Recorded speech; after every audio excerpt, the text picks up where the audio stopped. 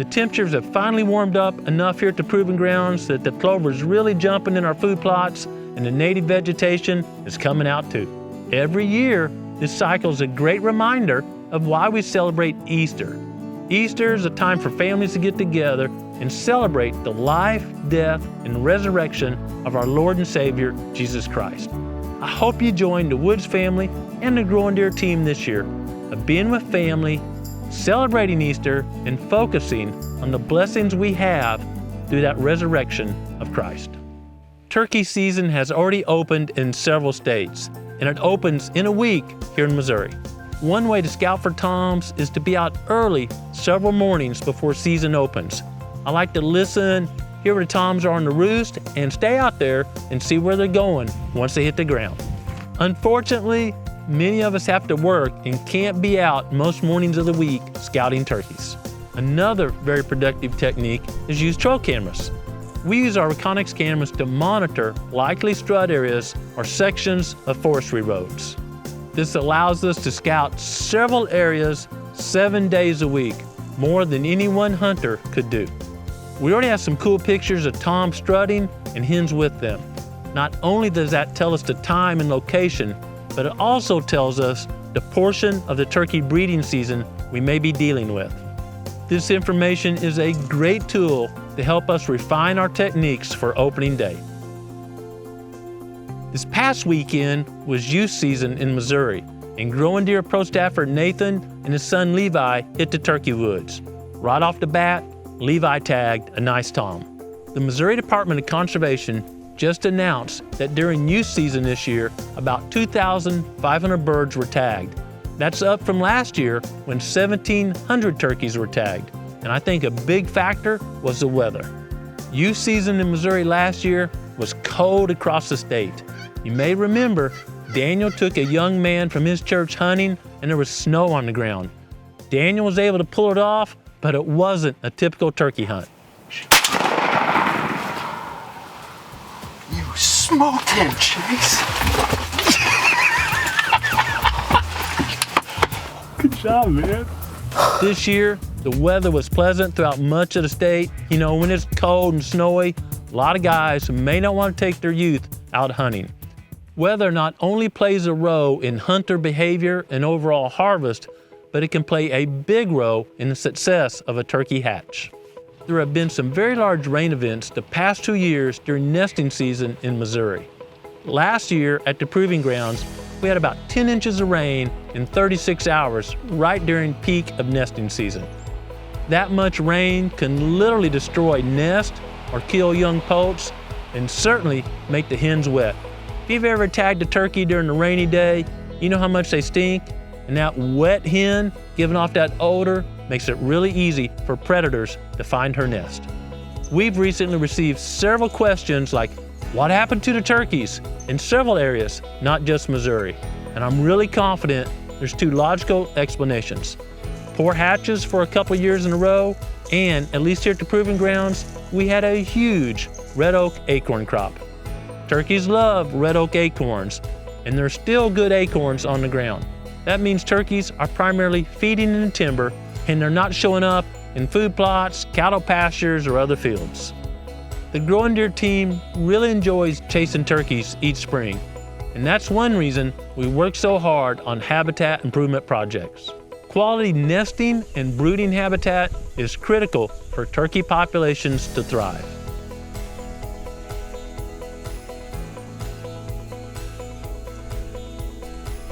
We also work every winter to remove nest predators, raccoons, possums, etc.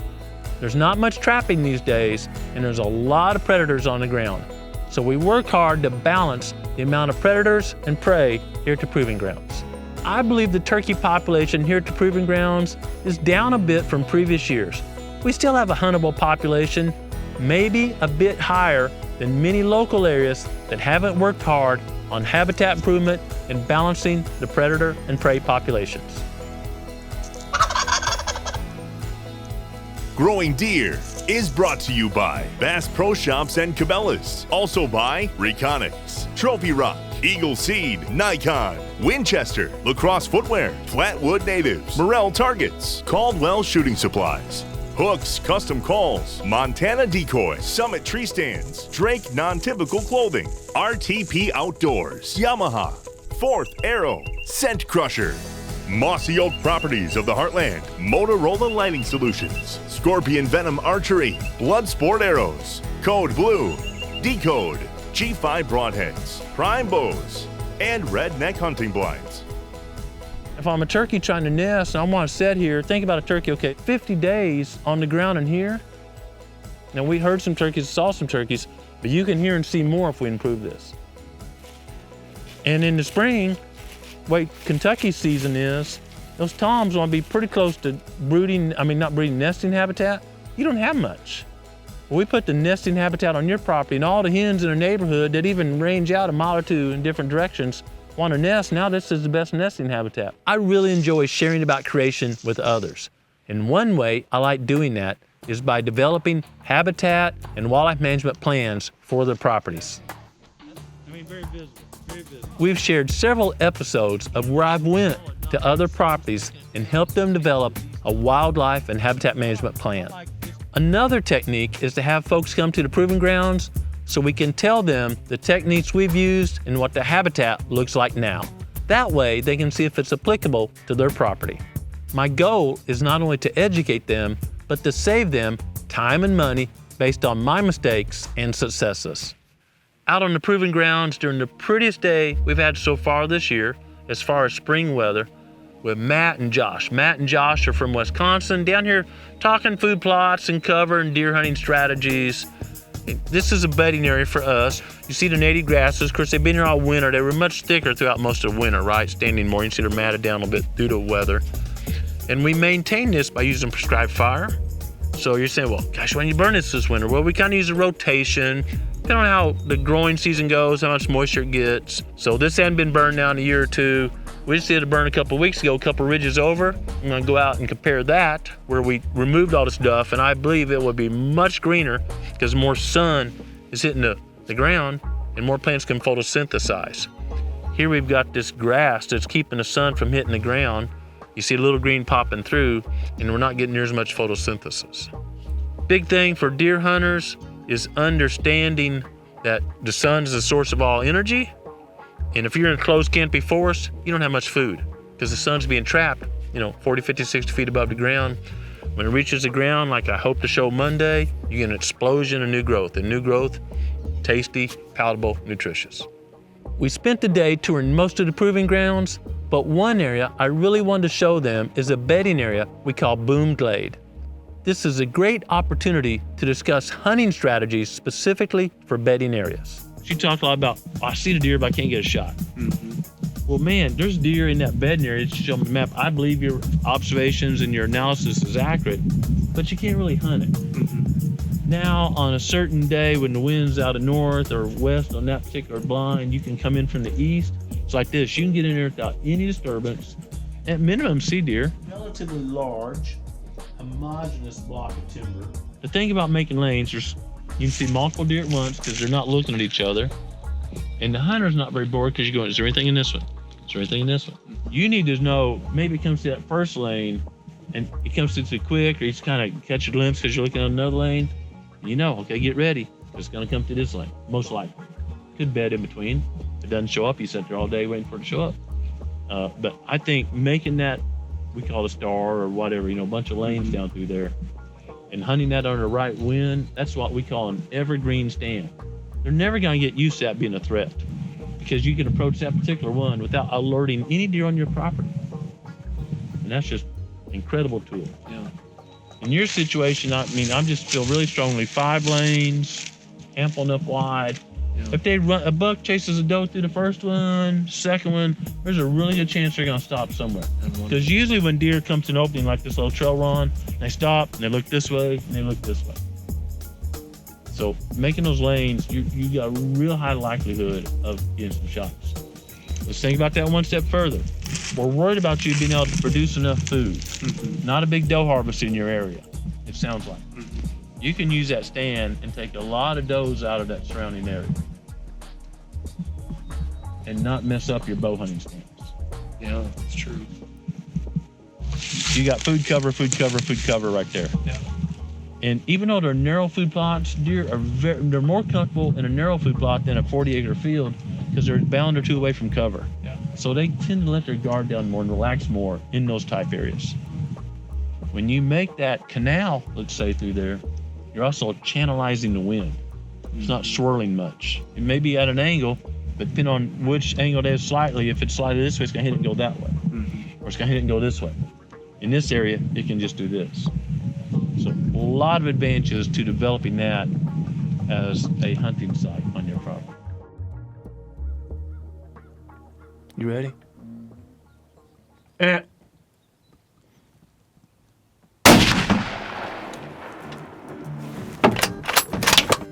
He's down. He's down.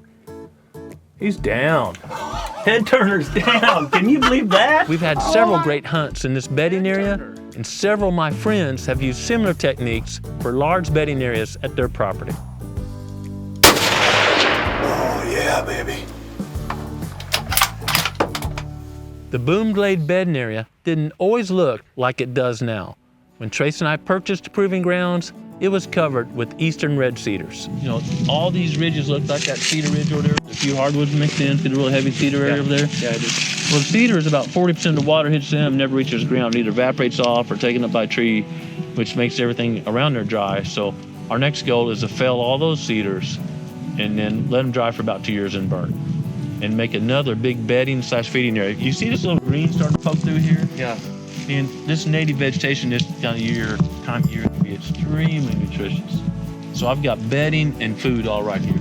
We felled the cedars with chainsaws to allow sunshine to reach the soil and use prescribed fire to encourage the growth of native grasses and forbs. We burned this area 2 years ago and it's full of native grasses and forbs. Already during the spring, you can see several forbs peeping up through the old native grasses. The topography at the proving grounds is much steeper and drier than where Josh and Matthew hunt. They have a large wetland that goes through the center of their property, but the wetland serves the same purpose as the boom glade bedding area. It's a sanctuary and bedding area they can capitalize on. Hunting a large bedding area, no matter the topography, requires pretty much the same techniques. I want to be able to approach, hunt, and exit without alerting deer in the bedding area or coming to the bedding area. This will likely require multiple stands around the bedding area so it can be hunted with different winds. There's a large advantage to having a view from a higher elevation, or in their case, at least a higher stand, so they can cover more acres of the bedding area. This setup can be effective anytime throughout the year, but is especially effective during the pre-rut. Bucks will often cruise in or on the downwind side of bedding areas seeking receptive does. The marsh was a large area they hadn't figured out how to incorporate into their hunting strategy. We're gonna stay in touch, but I believe this one strategy can be a game changer for their property. I was excited to compare the boom glade bedding area, which hasn't been burned in 2 years, to the 50-acre bedding area, which we burned 17 days ago. We received a lot of emails and questions about, hey, I want to see what happens after the fire. Is that worth me doing? What's going to happen after you use that fire in there? Are you going to kill all the oak trees, or is it going to be barren? So I want to come back out. We're 17 days after the fire and give you a tour. From when we burned till now, the weather here at the proving grounds has been colder than normal. We've had a couple of nice days, maybe 60 degrees or a little bit higher, and some rain showers. Given those conditions, I couldn't be more pleased with the results. Looking at how rocky this is after the fire removed the duff, you might think, gosh, Grant, that's useless land. But look a little closer, because there's a wide variety of great native species coming up after the fire. I estimate that the average height of the native vegetation right now is 3 to 4 inches. With a couple of warm rains, this place will explode and be a foot or more high before turkey poults are out here roaming around. Perfect cover for poults and fawns. There's a huge variety of native forbs and grasses. Some of them are too small for me to identify yet, but on a similar area we burned a few years ago, the state botanist and I identified more than 170 species of native forbs and grasses. I expect that diversity will be about the same here. You may recall that we used a backing fire from the top to give us a wider break or an area without fuel, then set a head fire from the bottom up this way. We had it burn as hot as we could given the amount of fuel available. And I got some comments, "Gosh, Woods, you're gonna kill all the oak trees." But when I look around, every oak tree I'm seeing, either the buds are swelling or it's already started leafing out. Several species that flower early already showing here, and I'm seeing bugs already working those flowers. A lot in the news about feeding pollinators, and we're certainly doing our part with native vegetation. Carry this forward a few months, we've got shade, food, and cover, all in one area. Ideal summertime habitat. Take it another couple of months, now our oaks are producing acorns, probably quite a few acorns because they're well spaced, and every tree is getting ample sun, moisture, nutrients. Now we've got acorns, cover, and herbaceous food all in one area. It's easy to see this is going to be a wildlife-rich environment. We also received several comments about the potential of erosion after the fire. Remember, the fire only top kills or consumes stuff on top of the soil. That massive root mat that was in place, that's what's really holding the soil in place. That root mat has not decomposed yet, and now we got new vegetation coming on. There really wasn't an opportunity to have a problem with erosion. In fact, we've had some hard rains since the burn, and walking into here, I haven't seen any sign of erosion, any sign where soil's been displaced. I mentioned earlier that the mature oaks are leafing out or the buds are swelling. But if you look a little lower in the understory, all the brush, well, it's not budding out or showing any sign of putting leaves.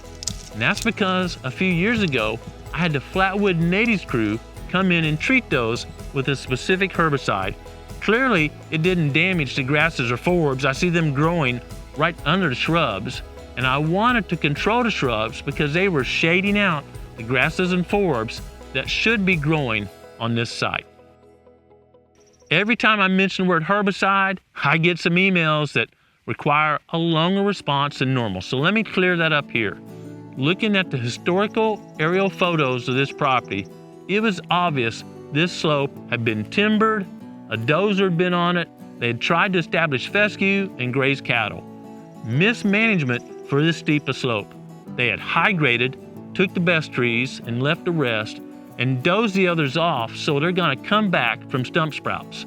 When we look close at most of these saplings, you see it's 3 or 4 or 10 stems coming from one old stump.